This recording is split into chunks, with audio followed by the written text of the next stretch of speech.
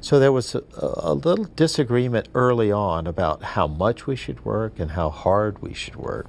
So after about the third or fourth time that Randy refused, Glenn just backed up a couple of steps and said, well, fuck you then. And Henley turned right to the cops and said, stay out of this.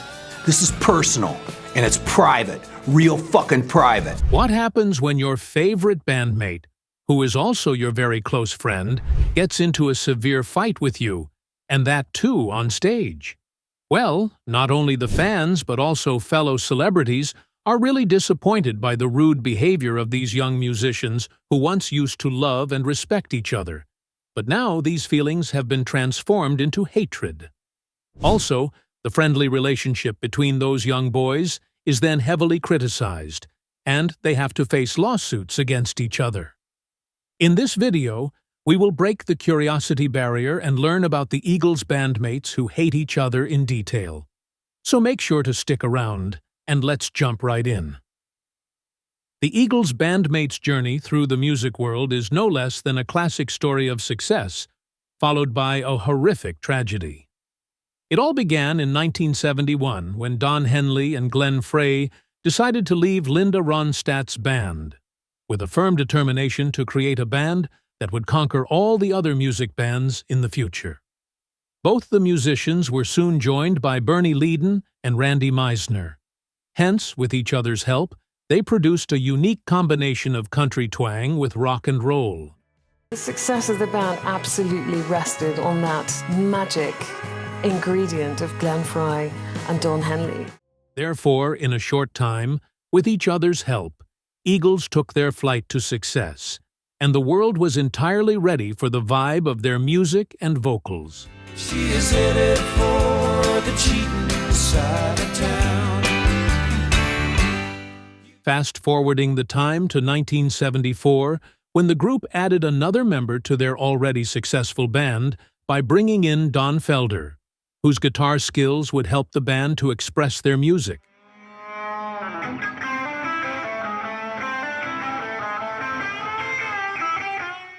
Everything seemed like the perfect recipe with balanced music, vocals, and lyrics. Soon, the hits began to take over the world, with songs like Take It Easy and Desperado, which ruled the music chart.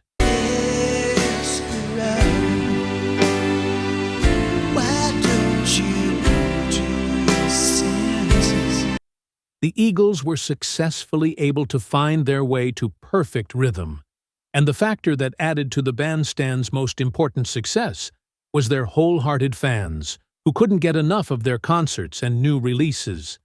Hence, with a passion for creating history, this small band became one of the biggest bands in the world. However, the smooth ride was spiced up by a roller coaster ride of love, friendship, and hatred. And the Eagles bandmates who hate each other were exposed vividly. I was very uninformed about politics. I could care less about politics. I didn't even know or care who Alan Cranston was. And Senator Cranston went up to Felder and said, I want to thank you. And Felder looked at the senator and said, you're welcome. And then as he was turning away, he said, I guess. I guess. And Glenn heard it. And I just got really mad. As the music evolved and surfaced on the TV screens, all the bandmates began to see flaws in each other's performance. Despite all this, they still managed to launch their 1976 album, Hotel California, featuring Felder's sizzling and solo guitar performance on the title track. Welcome to the Hotel California. Such a lovely place.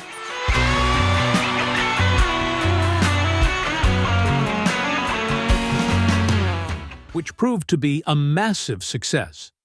However, with its worldwide success, this album also proved to be the beginning of the band's downfall. Felder's musical contribution to Victim of Love was mysteriously erased to everyone's amazement. It was a move that stirred up the fires of anger. Henley and Frey, once considered the band's guiding forces, were made to feel suspicious. Moreover, Felder, in particular, started referring to them as the gods, which conveyed a clear sign that all was not well. As time passed, the tensions within the band grew and reached a boiling point. Hence, by 1980, during a political fundraising function performance, an argument between Frey and Felder intensified into an on-stage fight. 3 more songs, asshole. You know, and I'm looking at him and I am ready to go. I can't wait to get my hands on him.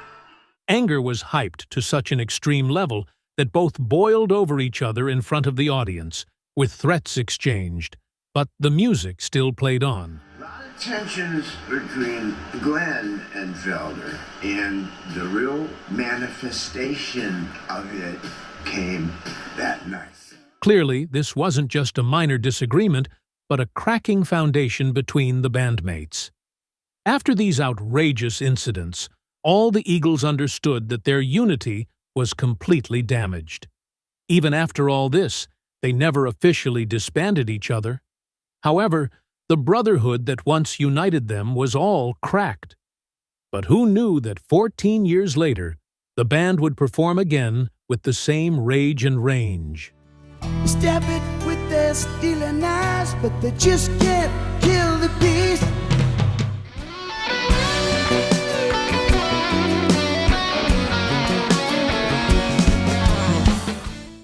As the 1980s turned into the 1990s, the Eagles' silence became loud, and the fans restarted their wait, hoping for the mega reunion. Nevertheless, the band members were still stuck in their separate worlds, as their wounds were still so fresh that they didn't allow any of them to reconcile with each other.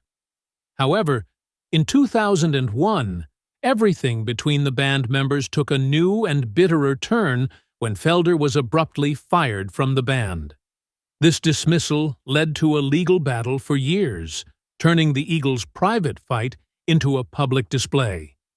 Following his dismissal, Felder sued Henley and Frey, accusing them of his wrongful termination and unfair profit-sharing practices.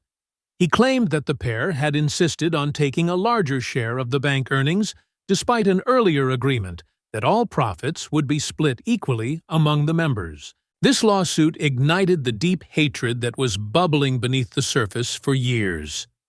Henley and Frey did not take the accusations lightly following all the allegations.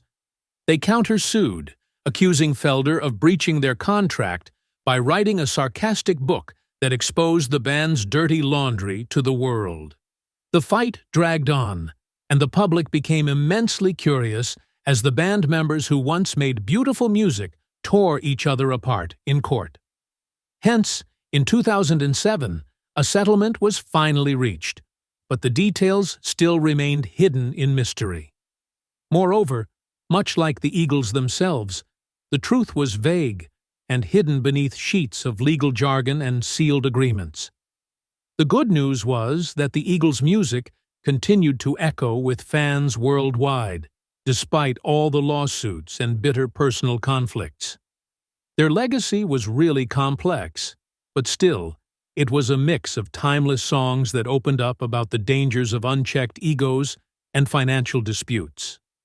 Don Felder's book, Heaven and Hell, My Life in the Eagles, perfectly painted a picture of a band that flew to the heights of success. The Eagles had been a historical and harmonious rocking group, with their music reflecting their shared vision. Nevertheless, this harmony was suddenly replaced by discord as time went on. Like a beautiful ending, the Eagles finally managed to come together again, promoting themselves as one of the greatest rock bands intact. But the scars of their wild journey remained, proof of the price of fame and the breakable nature of artistic collaboration. Apart from the Eagle bandmates, some more music bands took over the TV screen and stage with their open hatred towards each other. One of these notorious bands was Creedence Clearwater Revival, which is often quoted as one of the world's most bitterly conflicted bands. Looking for a job in the city, working for the man every night and day. Creedence Clearwater Revival's story is one of the most heart-wrenching stories of a musical band that transformed their friendship into hatred. Known for their vibing blues rock anthems and a dramatic rise in the 1960s. The band's story is often described as the saddest interval in rock history. John Fogerty was considered the heart of Creedence Clearwater revival, as he was the charismatic frontman whose strong personality often overshadowed his bandmates. His brother Tom, bassist Stu Cook, and drummer Doug Clifford produced hits like Proud Mary and Bad Moon Rising.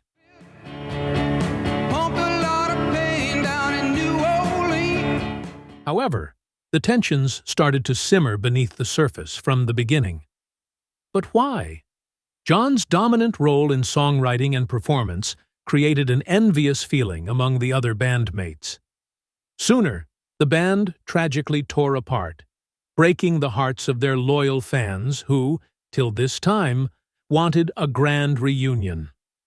Initially, the band shared a strong bond of friendship. John warmly welcomed the ideas of other band members, and the collaborative spirit seemed to flourish. However, later in an interview, Stu Cook reflected on this period and told how, in the beginning, John cheered up the input from his bandmates. However, as the band's success grew, his control over their music and direction grew stronger as he wanted to dominate and lead the band without anyone's opinion. His increasing authority was mismatched with the ambitions of others, particularly his brother Tom, who felt sidelined despite his own songwriting talents. Following all the events, the turning point came in 1971 when Tom suddenly left the band. The departure was a bitter blow and marked some of the unresolved conflicts and hurt sentiments. John Fogerty later remarked that, instead of openly confronting each other at his own will, he still felt a feeling of hatred towards his brother. As a result, gradually, the band members stopped communicating. This silence rang the alarm clock and signaled the end of their creative partnership, which took years to gain popularity among the audience. In the aftermath, Tom's departure led to a new chapter in his life that was filled with legal battles and public spats.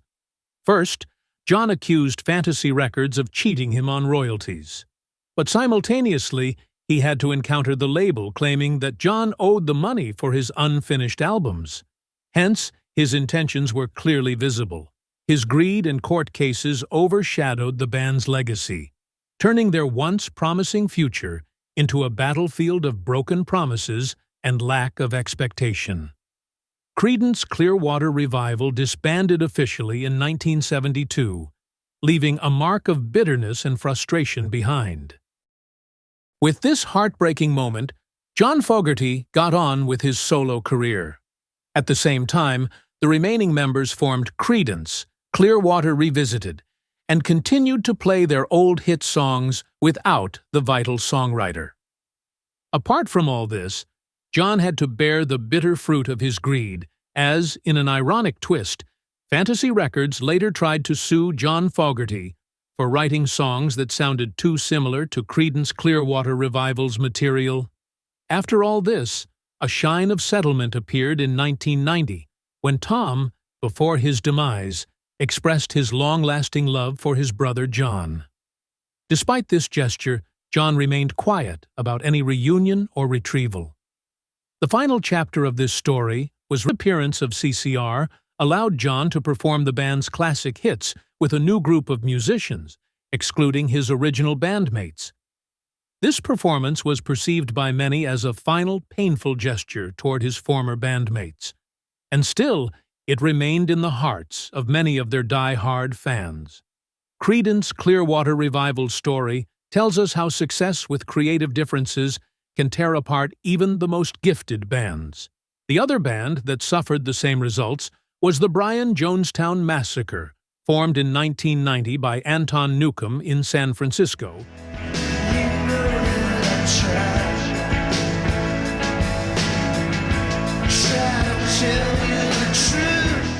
and known for their mind-blowing rock performances.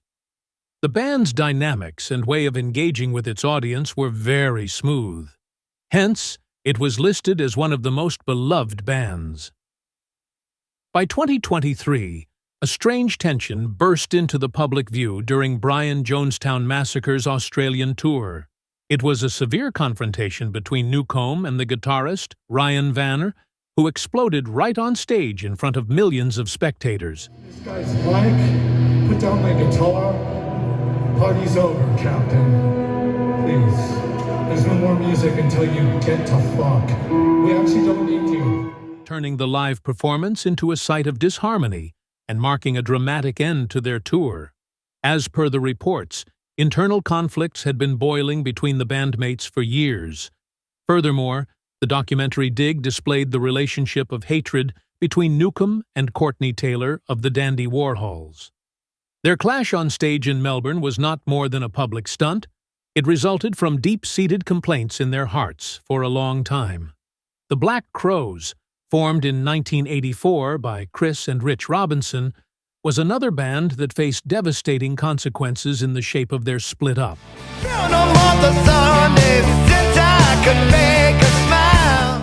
There laid a stormy relationship as the tensions among the group members first appeared in 2001, when drummer Steve Gorman was tragically dismissed. Time flew swiftly, and years later, the fight between Chris and Rich erupted publicly in 2015, leading to their separation, yet breaking another band. The early 1970s saw the rise and fall of Crosby, Stills, Nash, and Young, a band welcomed as a folk rock supergroup. David Crosby's erratic behavior and drug issues became a source of growing tension. His troubles created friction. By 2014, Graham Nash made a dull announcement that a full reunion was no longer feasible, primarily due to Crosby's separation from the group. The final chapter came with tragic Crosby's death in 2023, sealing the fate of any chance for reconciliation. No one from the band wanted the split in this unamendable way. The Everly Brothers, celebrated for their continuous harmonies and hits like Bye Bye Love, were not immune to this chaos. Their brotherly bond, once a keystone of their success, began to boil under the strain of internal conflicts. By 1973, tensions hyped over into a dramatic on-stage breakup. Fueled by Don's battles with addiction, their harmonies left a mark that would inspire countless artists. Levon Helm and Robbie Robertson, once the heart and soul of the band, saw their partnership collapsing over time. Their once synchronized vision began to diverge sharply, particularly when Robertson chose to disband the group in 1976 and create his own new ways of finding fame. The decision to end the band was a turning point. Robertson, in turn, had always tried to mend their fractured relationship, but his efforts only partly healed the wounds. The tension between them remained unresolved until Helm died in 2012. Even though the band had personal struggles, their music kept shining. She defends me a drunkard stream if I ever did see one. Their songs were full of deep feelings and creativity, helping to link their past problems with the lasting power of their work. Even though Helm and Robertson disagreed, their music's legacy stayed strong. It reminded everyone of the wonderful things they made together. Their powerful songs showed their shared talent and kept their spirit alive despite any issues they faced. The stories of these iconic bands reveal the complicated and often painful dynamics behind their success. What do you guys think about such hatred among people of the same bands? Let us know your thoughts in the section below. With that said, it's time to take a leave. But before that, make sure to subscribe to the channel for more such juicy gossip and like the video. Share it with your friends and family. See you in the next one.